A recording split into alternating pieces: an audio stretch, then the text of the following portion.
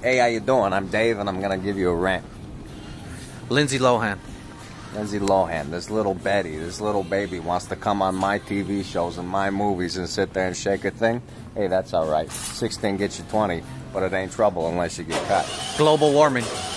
Global warming, the fucking world's hot. I live in Arizona. These fuckers want to fucking rap intellectual about something that's already happening. You know, it's been here happening to me my whole fucking life. I say deal with it. You don't like the smog? Get the fuck out of the earth. The floor crew. The floor crew? These guys are something else, man, I tell you. Modern, everyday Americans.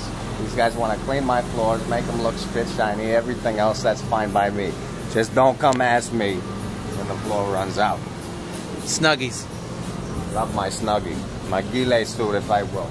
I'm gonna go sit down on my camouflage Snuggie in a bush and just hide. Sit there for maybe 3-4 days. Dogs come up beyond me, so on and so forth, loving it. Republicans. The right wing, the left wing, no wing. I'm a fallen angel, motherfucker.